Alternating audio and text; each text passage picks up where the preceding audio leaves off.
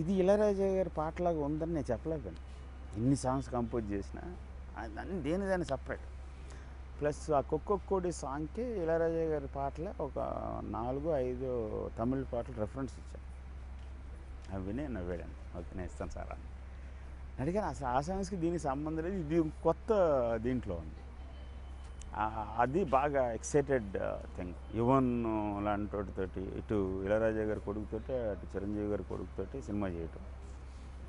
Plus వాళ్ళు 2 కల్చర్లు, నేను ఒక జనరేషన్, వాళ్ళు ఒక జనరేషను, ప్లస్ తీస్తున్న సినిమా ఇంకొక generation. Everything is like fresh and new.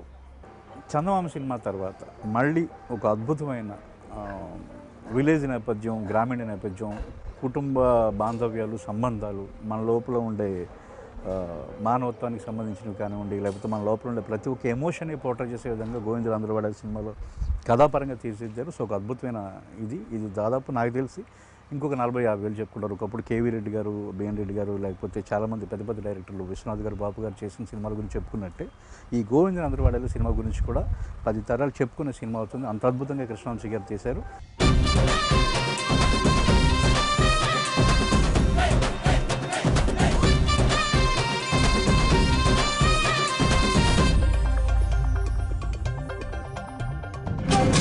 గోవిందుడు అందరి వాడలే ఒక అచ్చ తెలుగు సంక్రాంతి పండుగ లాంటి సినిమా. కృష్ణవంశీ గారు ఎప్పుడు ఏం చేసినా ఒక విభిన్నంగా ఉంటుంది. ఆయనదైన ఒక ప్రత్యేక శైలి కొట్టొచ్చినట్టు కనపడుతూ ఉంటుంది. మన తెలుగుదనం ఉట్టిపడుతూ ఉంటుంది. ఈ సినిమాలో హీరో ఇంట్రడక్షన్ సాంగ్ ఒకటి రాయించారు.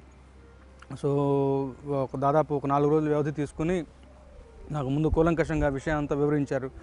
సో హీరో యొక్క మైండ్ సెట్, ఆయన క్యారెక్టరైజేషను, సినిమాలో ఉన్నటువంటి మౌలికమైనటువంటి విషయాన్ని హీరో మైండ్ సెట్ మాట్లాడుతున్నట్టుగా, తన యొక్క దృక్పథాన్ని మాట్లాడుతున్నట్టుగా చెప్తూ సినిమాలో మౌలికమైనటువంటి విషయాన్ని కూడా అందులో పొందుపరిచే విధంగా ఒక మంచి, అంటే ఒక సెలబ్రేషన్ అంటే తన జీవితమే ఒక సెలబ్రేషన్. ఆల్వేస్ నవ్వుతూ ఉండే మనిషి, సంతోషంతో ఉండే మనిషి, తన చుట్టుపక్కల వాతావరణం సంతోషంగా ఉంచేటువంటి ఒక మనస్తత్వం.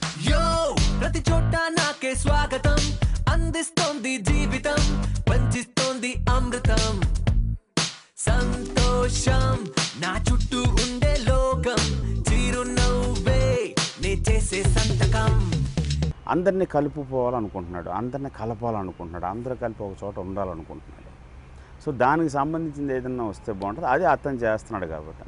ఇది హీరో క్యారెక్టర్ని హీరో ఇంట్రడక్షన్ సాంగ్ కింద చేద్దాం. 10 సీన్లు 15 సీన్లు చేసేదానికంటే ఒక సాంగ్లో చెప్దామని రామజోగ శాస్త్రి గారిని పిలిచాం.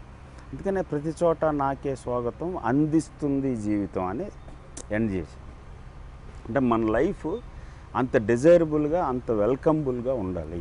ఎప్పుడైనా సరే 10 మంది అసహించుకునేలాగా ఉండకూడదు, 10 మంది వద్దనుకునేలాగా ఉండకూడదు, 10 మంది కావాలనుకునేలాగా ఉండాలి. అదే హీరో క్యారెక్టర్. 10 మందిని కావాలి అని అనుకోవాలి మనల్ని అని. సో దానికోసమే ఆ లైన్ మీద బేస్ చేసి వెళ్ళి, అందులో నాకు బాగా నచ్చిన లైను, ఆకలి నిద్ర ఊపిరిలాగా సంతోషాన్ని కూడా కోరుకోండి. అప్పుడు ఆకలి కానీ, నిద్ర కానీ, ఊపిరి కానీ మనిషికి కంపల్సరీ కావాల్సిన ఎలిమెంట్స్. ఇందులో ఏది లేకుండా చచ్చిపోతారు మనిషి. అలాగే సంతోషం కూడా కావాలని కోరుకో అని చెప్తాడు.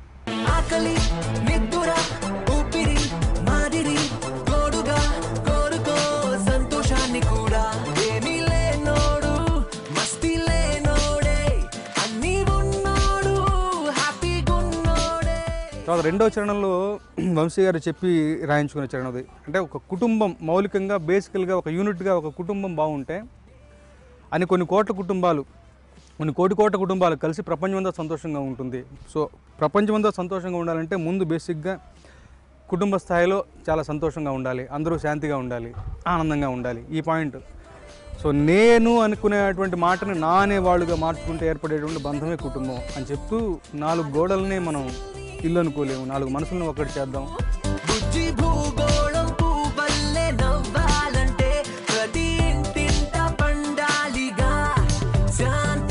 సంతోషం నా చుట్టూ ఉండే లోకం అన్న మాటలో నా హీరో క్యారెక్టర్స్ మొత్తం వచ్చిందని చెప్పేసి ఆయన ఇష్టపడి ఈ పాటను రాయించుకున్నారు. సో నిజంగా ఆయనతో రాయటం ఒక మంచి ఎక్స్పీరియన్స్. అలాగే యువన్ శంకర్ రాజా గారి మ్యూజిక్. యువన్ శంకర్ రాజా గారికి ఒక స్పెషల్ ఆడియన్స్ ఉన్నారు మన ఆంధ్రప్రదేశ్లో, మన తెలంగాణలోను.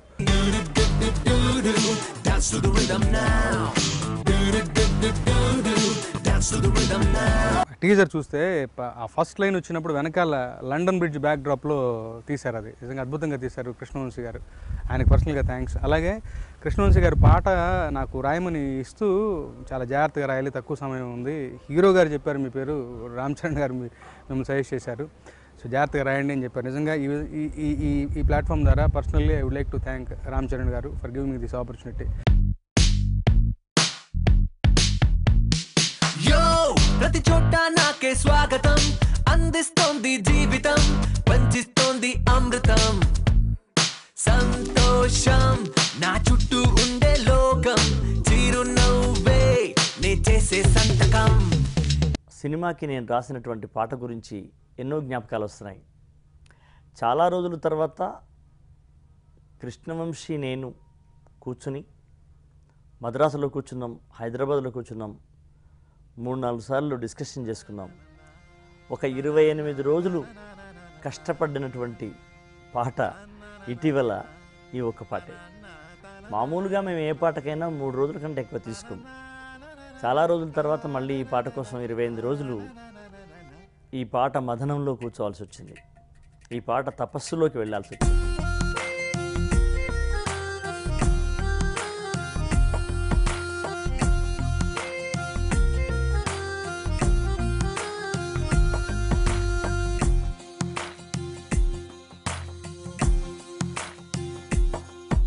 పాట రాయించేటప్పుడు ఆయన చెప్పే విధానంలోనే కథ చెబుతాడు, ఆ తర్వాత తను రాయించాల్సినటువంటి లేయర్స్ చెప్తాడు ఆయన. ఈ సినిమాలో ఈ పాటకు నాకు చాలా కాంప్లికేటెడ్గా చెప్పాడు. అంటే అసలు సమన్వయం చేసుకోవడానికి వీలుగానంత ఒక పజిల్ లాగా నాకు ఇచ్చినాడు. ఏమంటాడు, అమ్మాయి గురించి చెప్పినట్టు ఉండాలి, జీవితం గురించి చెప్పినట్టు ఉండాలి, అమ్మాయిని జీవితంలో వచ్చే కష్టాల్ని, నష్టాల్ని, బాధల్ని, దుఃఖాల్ని కలగలిపినట్టు ఉండాలి, పండగల్ని కూడా మర్చిపోవద్దు, పండగల్ని కూడా ఈ పాటలోనే ఏకం చేయాలి, పైగా ఈ పాట చూస్తే ఒక అమ్మాయి గురించి చెప్తున్నాడేమో అన్నట్టుగా ఉండాలి. ప్రకాష్ రాజ్ చేసిన బాలరాజ్ క్యారెక్టరైజేషన్, జీవితం అనేది చాలా అందమైంది, ప్రపంచం అనేది ఇంకా అందమైంది, దీన్ని మనం జాగ్రత్తగా తీసుకెళ్ళాలనుకునే, జన్మకు ఒక సార్థకత ఉండాలనుకునే ఒక క్యారెక్టర్. ఆ క్యారెక్టర్ పాట పాడితే ఎలాంటి పాట పాడతాడు, అందమైన అమ్మాయి గురించి ముసలోడు పాట పాడుతున్నాడు అనే ఫీల్ తీసుకొచ్చే మనకు ఒక ఇంట్రెస్ట్ స్టార్ట్ అయిన తర్వాత ఆ అందమైన అమ్మాయి అనేది మామూలు రెగ్యులర్ ఆడపిల్ల కాదు, మనిషి జీవితం అని చెప్పి దాని నుంచి తీసుకెళ్దాం. ఇప్పుడు పాపం దగ్గర ఒక 12-13 వెర్షన్స్ రాశాడు. ఏది ఓకే అవ్వదు, ఇది కాదు, అది కాదు, ఏదో రావాలి, ఏమొస్తుంది అంటే ఫైనల్గా ఒకరోజు మామూలుగా మాట్లాడుతా చెప్పాడు, నీలిరంగు చీరలోన అంటే చందమామని ఆకాశాన్ని నీలిరంగు చీరతో పోల్చి అందులో చందమామని అమ్మాయి కింద ఆ లైన్ చెప్పగానే అబ్బా భలే ఉంది అశోక్, ఇది ప్రొసీడ్ అయిపోదాం అని ఆ లైన్ని పట్టుకుని అక్కడి నుంచి డ్రా చేసుకుంటూ వెళ్ళాం. అందుకనే నడుముని ఇంద్రధనుస్తో పోల్చాడు, 7 రంగులున్న నడుము అన్నాడు. అంటే ఆకాశంలో ఇంద్రధనస్సు ఫామ్ అయితే అది అమ్మాయి నడుము కింద ఉంటే ఎలా ఉంటుంది, ఆ ఇంద్రధనస్సు నడుము ఉన్న అమ్మాయి తిప్పుతూ ఉంటే ఎలా ఉంటుంది, అది కిందకి దిగి వస్తే ఎలా ఉంటుంది, దాన్ని ఎలా పట్టుకుంటాం అనే ఒక గొప్ప వైభవమైన అత్యంత సుందరమైన ఒక భావుకత భలే నచ్చింది నాకు. కరెక్ట్ బాలరాజు అనేవాడు పాడితే ఇలాగే పాడతాడు, ఇది కరెక్ట్, ఓకే చేద్దాం నేను. నీలి రంగు చీరలోన సందమామ నీవే జాణ, ఎట్ట నిన్ను అందుకోనే, 7 రంగులున్న నడుము బొంగరంలా తిప్పేదానా, నిన్ను ఎట్టా అదుముకోనే. ముద్దులిచ్చి మురిపిస్తావు, కౌగిలిస్తావు, కవ్వించి కౌగిలిస్తావు, అంతలోనే జారిపోతాము అన్నాం. పాదరసం లాంటిది స్త్రీ, పాలరాతి శిల్పము స్త్రీయే, పాదరసం లాంటిది స్త్రీయే. పాదరాతి శిల్పం అనే భ్రమలో చాలామంది ఉంటాం, తీరా పట్టుకోబోతే ఏమాత్రం చిక్కనటువంటి పాదరసంలాగా పారిపోతుంది, చిక్కదు.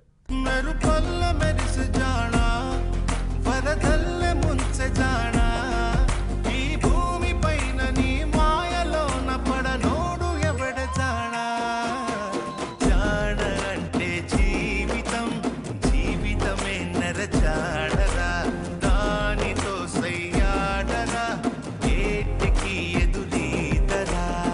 చరణంలో ఉన్నటువంటి లాస్ట్ 4 లైన్లో, పల్లవిలో ఉన్న 4 లైన్లు చెప్పేసరికి, ఆ అనుపల్లవిలో చెప్పేసరికి ఆలింగనం చేసుకున్నాడు, కౌగిలించుకున్నాడు కృష్ణవంశీ. చరణానికి వచ్చేసరికి కష్టం గురించి చెప్పాలి, సుఖం గురించి చెప్పాలి. రాక రాక నీకై వచ్చే పున్నమంటి పున్నది చిన్నది ఇచ్చే కౌగిలింతే బతుకున వచ్చే సుఖం అనుకో. పువ్వులాగా ఎదురే వచ్చి ముల్లులాగా ఎదలో గుచ్చి మాయమయే భామ వంటిదే కష్టమనుకో. ఈ మాట చెప్పేసరికి కష్టాల్లో ఉన్నవాడు ఎంత రిలాక్స్గా ఫీల్ అవుతాడు. చిన్న అమ్మాయి ఇచ్చేటువంటి చిన్న బాధే కదరా ఈ కష్టం అనుకోని ఎంత రిలాక్స్ అవుతాడు. ఓ పెద్ద భయంకరమైన పోలికలు లేకుండా ఒక అమ్మాయి యొక్క 2 షేపులు, 2 షేడ్స్ ఇచ్చి కష్టసుఖాల గురించి చెప్పావు. జానకాని జానరా జీవితమే నర జానరా, జీవితం ఒక వింతరా ఆడుకుంటే భూబంతిరా. ఒక గొప్ప సందేశం ఇవ్వాలి, బట్ అది సందేశంలా ఉండకూడదు అని అక్కడ నేను పండగల్ని మేళవించుకున్నాను. సాహసాల పొలమే దున్ని పంట తీసే బలమే ఉంటే ప్రతిరోజు ఒక సంక్రాంతి అవుతుందిరా. బతుకు పోరు బరిలో నిలిచి నీకు నీవే ఆయుధమైతే ప్రతి పూట విజయదశమియే వస్తుందిరా. ఈ క్రెడిట్ యువన్ శంకర్ గారికి ఉంటుంది, కృష్ణవంశీ గారికి ఉంటుంది. ఆ సినిమాలో ఈ పాటలో అభినయించిన రామ్ చరణ్ తేజ గారికి, ఆ హీరోకి, ఆ ప్రకాష్ రాజ్ గారికి, ఆ కెమెరామెన్కి, వీళ్ళందరికీ చెందుతుంది. నీపై విధి విసిరే నిప్పుతో ఆడుకుంటది పావడి. చైరా ప్రతి గడియ పండగే చైరా చైరా చై. పెద్ద హీరో కాబట్టి, పెద్ద హీరో ఆల్రెడీ ఒక ట్రెండ్కి అలవాటు పడిపోయినాడు. తను కొత్త ఏరియాకి తీసుకొచ్చి చేయిస్తున్నాం.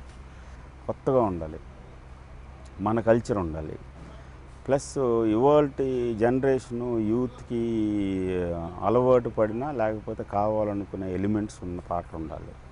చరణ్ కాబట్టి కంపల్సరీ ఒక డాన్స్ నెంబర్ ఉండాలి. ఫ్యామిలీ కాబట్టి ఒక కంపల్సరీ ఒక ఫంక్షన్ సాంగ్ ఉండాలి.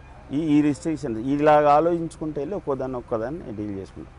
ఫస్ట్లో అయితే 16 సిచ్యువేషన్స్ వచ్చినాయి సాంగ్స్కి ఈ సినిమాలో.